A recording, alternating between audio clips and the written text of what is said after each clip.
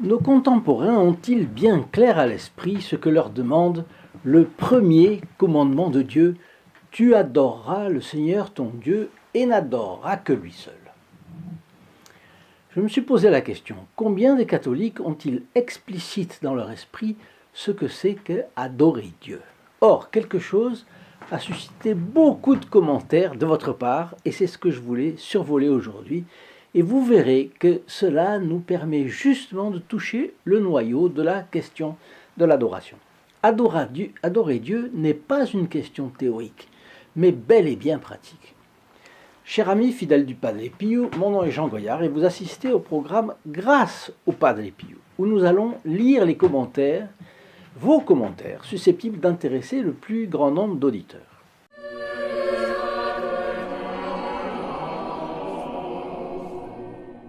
Et aujourd'hui, le Padre Pio nous aide à pratiquer le premier commandement de Dieu.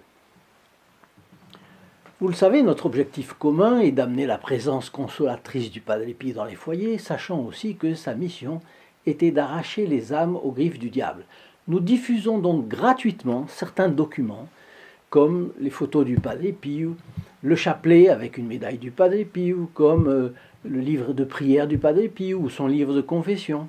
C'est gratuit et franco de port. Il vous suffit de téléphoner au 08 05 36 08 47, appel gratuit depuis la France métropolitaine, coût d'un appel local depuis les Dom-Tom et depuis le Canada, composez le 1 844 398 88 67.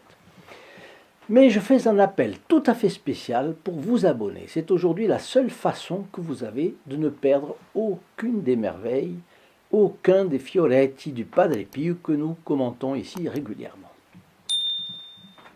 Alors saint Alphonse de Liguori note que le premier commandement de Dieu exige une adoration intérieure et extérieure.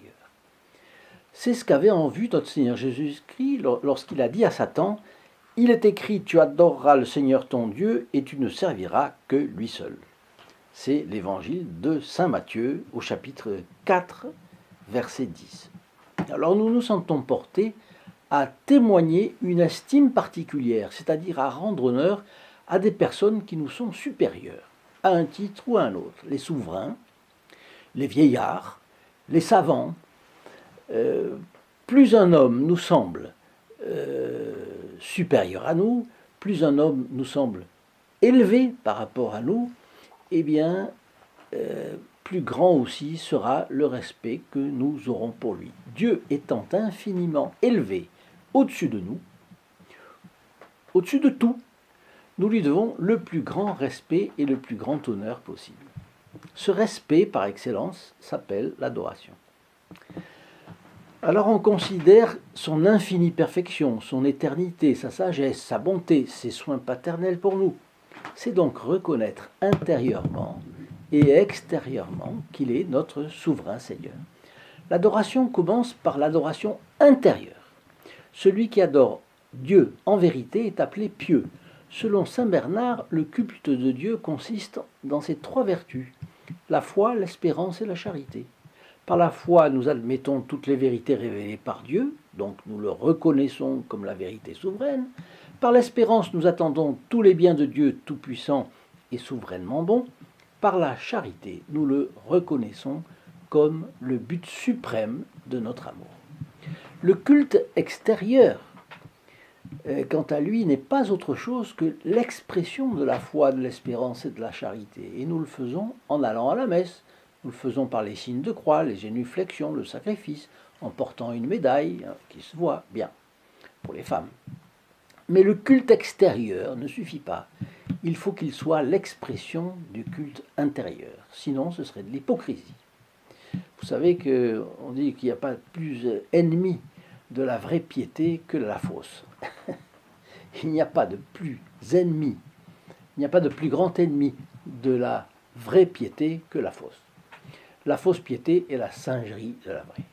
Alors vous allez voir à quel point la matière d'aujourd'hui nous y amène. Vos commentaires portaient sur un fameux sonnet qu'un jour, à la fin du XIXe siècle, des exorcistes, au nom du Christ et de l'Église, ont obligé le démon à composer pour proclamer l'Immaculée Conception. Alors je vous relis rapidement ce sonnet.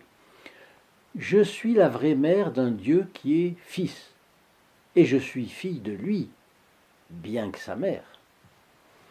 Il est né de toute éternité et il est mon fils. Dans le temps je suis né et pourtant je suis sa mère. Il est mon créateur et il est mon fils. Je suis sa créature et je suis sa mère. C'est un prodige divin que soit mon fils un Dieu éternel et de m'avoir pour mère. L'être est presque commun entre mère et fils parce que l'être, c'est de son fils que l'eut la mère. Et l'être de la mère l'eut aussi le fils. Or, si l'être du fils l'eut la mère, ou bien on dit que fut maculé le fils, ou sans tache, on dira la mère. Vous avez été nombreux à envoyer des commentaires. Alors je vous les donne. Eddy, qui nous parle de Bruxelles. Merci pour cette belle surprise finale qui m'était inconnue. Anne-Françoise. Sonnet stupéfiant. En fait, en un adjectif, Anne-Françoise a caractérisé la première impression que l'on a. En effet, on est à proprement parler stupéfait. Martial. Le sonnet que vous avez lu en fin de vidéo est très beau. Il m'a donné le désir de réciter un chapelet et d'accompagner chaque dizaine d'une partie de cette ode à Jésus et à Marie. Ce sonnet a justement 5 parties, comme faites pour dire le chapelet. Qu'en pensez-vous ? Eh bien oui, Martial, une fois énoncé cette idée à laquelle je n'avais absolument pas pensé, je partage entièrement votre conviction. Entremêler ce sonnet avec les mystères du chapelet est parfaitement légitime. On n'est pas obligé d'en faire une habitude, mais le faire de temps en temps est une heureuse initiative, en même temps que très jolie.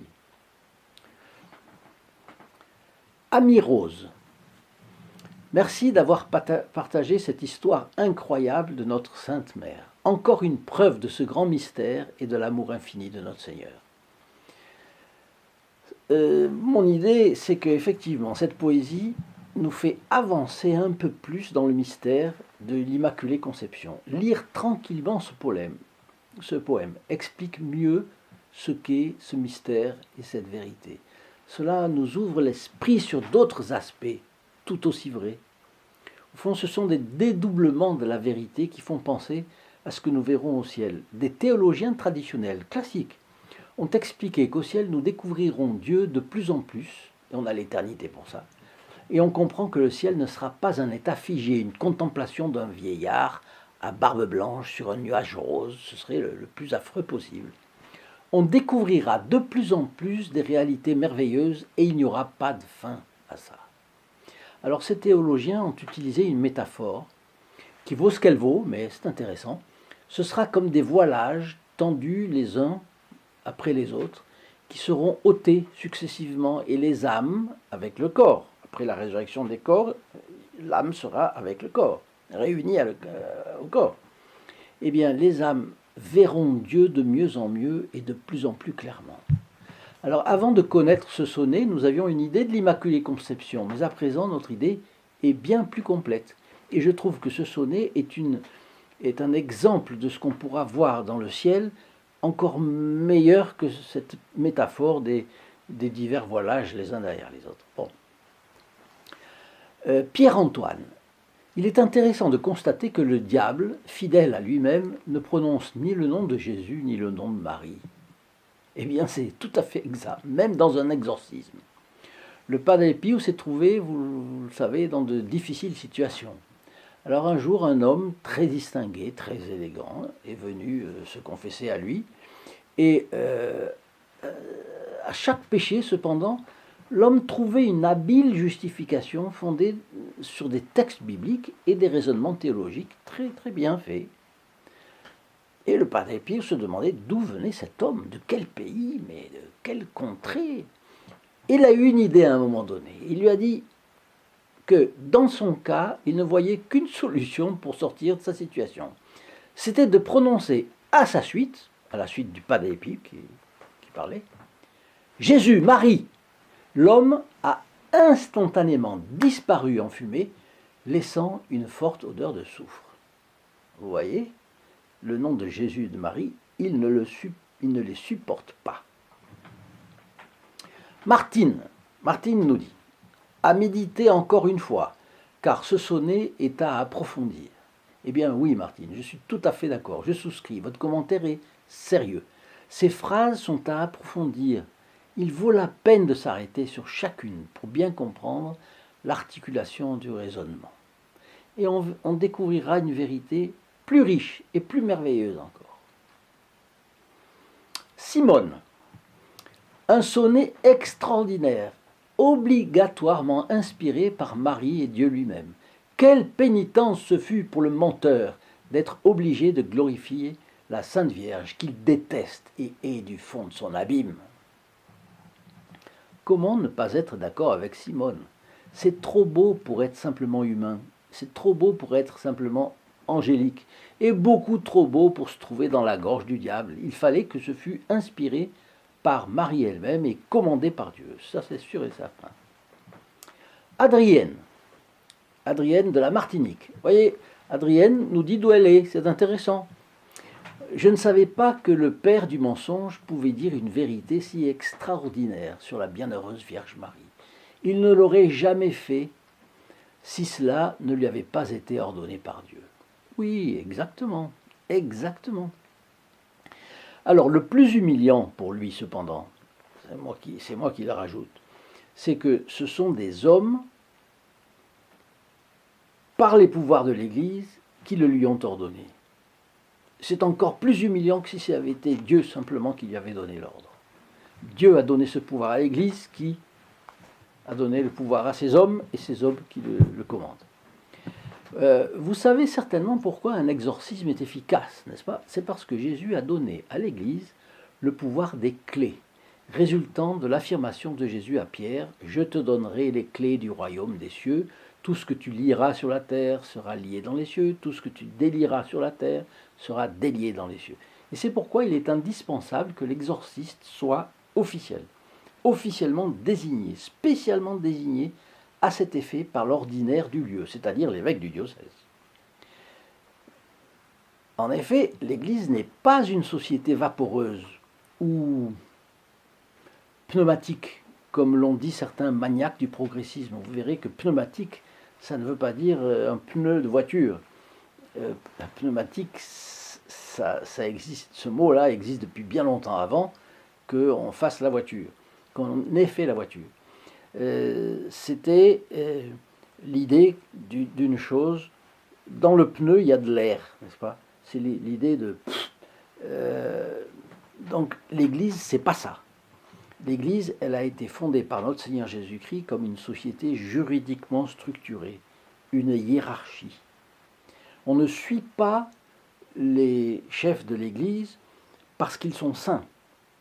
On les suit parce qu'ils sont les chefs. Évidemment, dans la limite de la foi et de la morale, cela va de soi. Et dans la limite où ils sont en accord avec la papauté, la doctrine qui découle des papes. Mais on suit les chefs parce qu'ils sont chefs, pas parce qu'ils sont saints.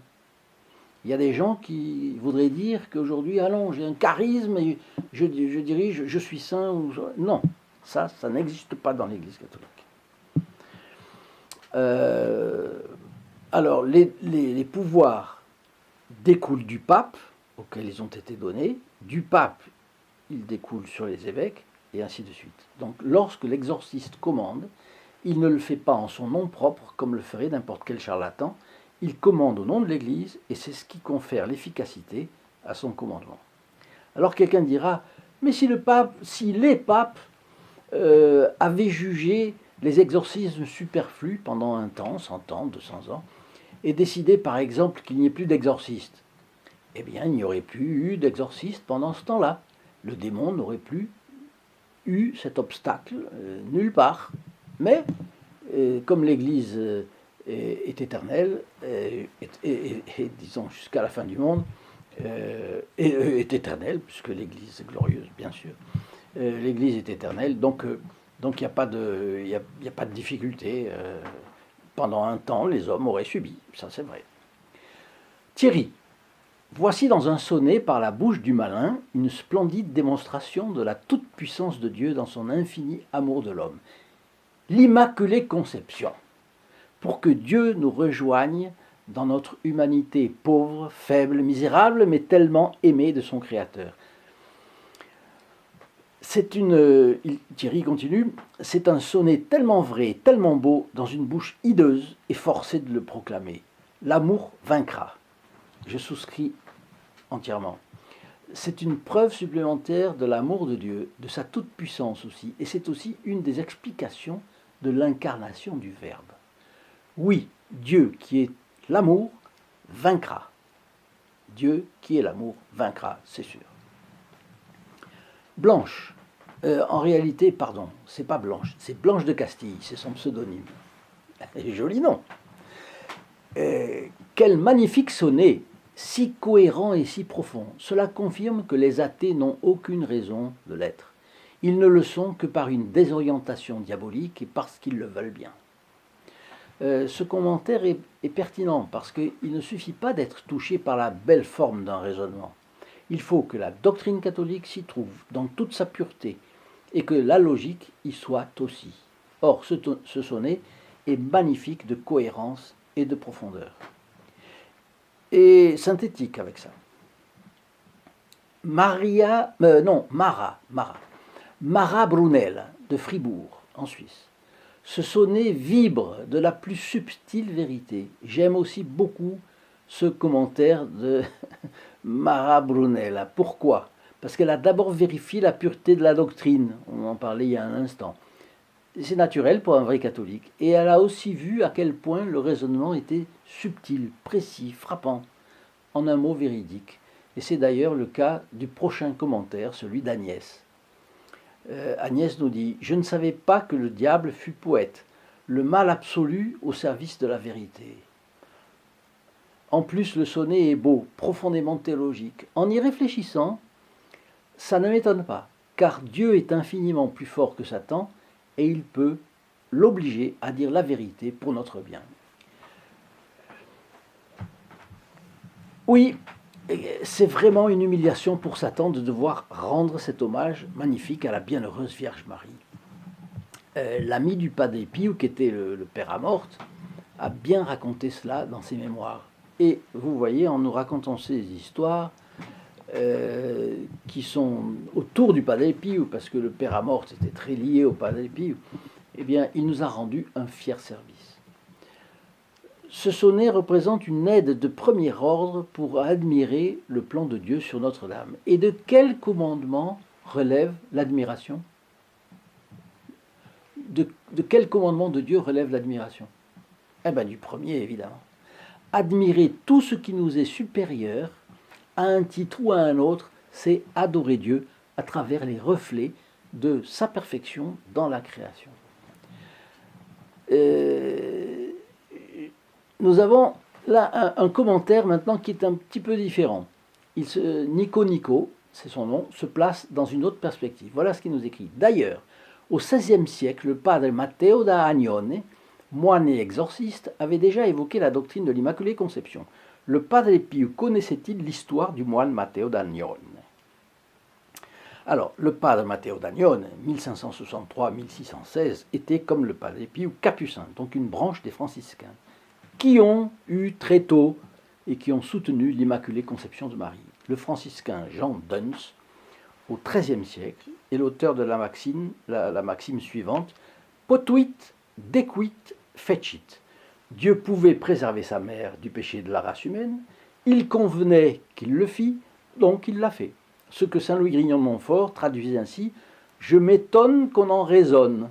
Dieu l'a bien pu, je soutiens donc qu'il l'a dû. » Le père Matteo a aussi soutenu l'Assomption au ciel de la bienheureuse Vierge Marie sans que son corps n'ait connu la moindre corruption, et cela plus de 3 siècles avant le dogme proclamé par Pie XII. Alors le Padre Pio a-t-il connu l'histoire du père Matteo ? Je ne sais pas, mais c'est très vraisemblable, puisque dans l'ordre capucin, le père Matteo est beaucoup plus connu que dans le public. Donc je n'ai pas plus d'informations que ça, mais cela nous amène à un commentaire court, mais bourré d'objections contre l'Immaculée Conception, et qui vient maintenant. C'est quelqu'un qui est tout à fait contre l'Immaculée Conception de Notre-Dame. Il envoie un commentaire fort court, moins de 10 lignes, mais je vous donnerai pas tout d'ailleurs, mais il ne dit pas quel est son pays, ni quel dialecte il parle. Mais je peux vous assurer, ce n'est ni un prêtre, ni un catholique, ni un bon connaisseur de la Bible. Quel intérêt alors de vous le donner? Eh bien, le catholique doit savoir ce qui circule hors de ces milieux pour savoir s'y opposer. L'Église n'a jamais craint les objections parce que sa doctrine, elle est pure, elle est complète, elle est fondée sur le roc de la vérité. Et en plus, elle est aidée par la grâce. Alors il ne faut pas oublier que l'Église a toujours affirmé ce qu'elle croit en opposition aux hérésies, aux schismes et aux erreurs diverses. On découvre de cette façon des aspects de la doctrine de l'Église qui ont beaucoup de saveur. Alors voici le texte, ne vous offusquez pas, et son titre c'est « Ne priez jamais Marie ». Marie est morte et enterrée. Il ne sert à rien de la prier, elle ne peut pas vous entendre. L'apparition qui s'est fait passer pour Marie à Lourdes ne peut donc pas être Marie. De plus, cette apparition a énoncé un énorme mensonge. Elle a dit être conçue sans péché. Tout être humain est né pécheur. Marie, comme n'importe quel être humain, n'était donc pas sans péché. Se prétendre sans péché entre en contradiction avec ce que Dieu enseigne. Cette apparition exige d'être adorée. Or, Dieu enseigne qu'il ne faut adorer que lui seul. Quelle est la seule créature qui exige l'adoration à la place de Dieu? Le diable. Le culte de Marie est donc une abomination et une tromperie du diable. Quand vous priez Marie, c'est le diable que vous priez. Bon, vous voyez que, tel un témoin de Jéhovah, notre objectant prédicant ignore la logique, parce qu'il ne suffit pas d'utiliser la conjonction donc pour que l'idée que vous présentez devienne une preuve, évidemment. Il faut démontrer.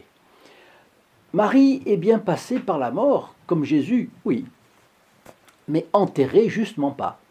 Par une spéciale déférence, nous ne disons pas la mort de Marie, mais la dormition de la Sainte Vierge. Et pourquoi? Dormition évoque une mort paisible, tel un sommeil, et c'est ce que Pie XII a synthétisé lorsqu'il a proclamé le dogme de l'Assomption de la Sainte Vierge. Je sais bien qu'on parle de dormition depuis très longtemps, mais il l'a synthétisé, le Pie XII, en 1950, dans la Constitution apostolique Munificentissimus Deus. Notre-Dame est montée aux cieux en son corps et en son âme, son corps n'ayant pas connu la corruption des mortels. C'était unanimement célébré dès les premiers pères de l'Église, du 1er au 6e siècle, dans toutes les églises d'Orient et d'Occident. Et on parlait justement de dormition, on a parlé dans le 6e siècle de dormition, justement, c'est très joli. Notre objectant affirme aussi que les morts ne sauraient apparaître ici-bas, mais il a oublié les événements qui ont suivi la mort de Jésus.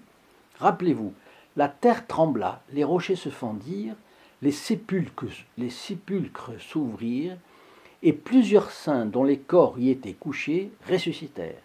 Étant sortis de leur tombeau, ils entrèrent, après la résurrection de Jésus, dans la ville sainte et apparurent à plusieurs. C'est dans Saint Matthieu, le chapitre 27, les versets 50 à 53. Pourquoi? Parce que c'est ce qui vient de se passer juste après la mort de Jésus sur la croix. Alors notre objectant semble admettre la toute-puissance de Dieu. Il dit qu'il faut s'écraser devant Dieu, finalement c'est un peu ça, mais non sa puissance à faire des privilèges pour la mère qui lui servirait de tabernacle vivant pendant 9 mois, qui serait le réceptacle de tout ce qu'il a pu concevoir de meilleur dans sa création. La Sainte Vierge, en effet, n'est pas seulement dite conçue sans péché, mais par l'archange Gabriel et sous l'inspiration de Dieu, elle est dite pleine de grâce. Je vous salue Marie, pleine de grâce. Ou mieux traduit depuis le grec, c'est passé du grec au latin, du latin à maintenant, selon un évêque dont je viens de lire un article, ça voudrait dire qu'elle a été le chef-d'œuvre, elle est le chef-d'œuvre de la grâce. Marie, chef-d'œuvre de la grâce. Alors disons enfin un mot sur le culte des saints et de Notre-Dame de Lourdes, en particulier contre lequel notre prédicant proteste. On peut honorer des créatures qui reflètent les perfections divines. Cet hommage n'est pas une adoration, il se rapporte à Dieu. La vénération des saints est donc permise et surtout recommandée. Enfin, on ne voit nulle part qu'à Lourdes, la Vierge eût exigé être adorée, évidemment pas. L'objectant fait donc probablement partie d'une de ces 1000 sectes issues du protestantisme. Pour clore cet intéressant débat, rappelons que le 8 décembre 1854, le bienheureux pape Pie IX a proclamé le dogme de l'Immaculée Conception dans la bulle Ineffabilis Deus, pour l'exaltation de la foi catholique et l'accroissement de la religion chrétienne. Voilà le texte, voilà une synthèse, il y a plusieurs pages. Nous déclarons, prononçons et définissons que la doctrine selon laquelle la bienheureuse Vierge Marie fut, dès le premier instant de sa conception, par une grâce et un privilège spécial de Dieu Tout-Puissant, en vue des mérites de Jésus-Christ, sauveur du genre humain, préservée, Notre-Dame, et exempte de toute souillure du péché originel. Cette doctrine est révélée par Dieu et que, par conséquent, elle doit être crue formellement et constamment par tous les fidèles. Si donc quelques-uns, ce qu'à Dieu ne plaise, avaient la présomption de penser dans leur cœur autrement qu'il n'a été défini par nous, qu'ils apprennent et sachent que, condamnés par leur propre jugement, ils ont fait naufrage dans la foi et quitté l'unité de l'Église. Et de plus que, si par la parole, par l'écriture et par toute autre voie extérieure, ils osaient exprimer ces sentiments de leur cœur, ils encourraient par le fait même les peines portées par le droit. La beauté de ce texte pontifical est telle qu'elle se passe de absolument tout commentaire. Alors si vous avez aimé cette vidéo, n'oubliez pas d'aller sur le site www.st-padre-pio.fr, ici dessous dans la description, pour suivre nos actions et connaître le groupe des protégés du Padre Pio. Laissez-moi aussi vos commentaires, vos questions, vos suggestions. Si vous avez reçu des grâces signalées du Padre Pio, faites-en profiter les autres, ce sera une occasion de grâce aussi pour eux. Partagez nos vidéos, vous êtes ainsi artisans de la propagation de l'œuvre du Padre Pio vers le plus grand nombre. Chers amis fidèles du Padre Pio, je vous souhaite une très bonne journée et je vous dis à la prochaine fois. Au revoir. In nome del Padre, del Figliolo e dello Spirito Santo, e così sia. Sia lodato Gesù e Maria, e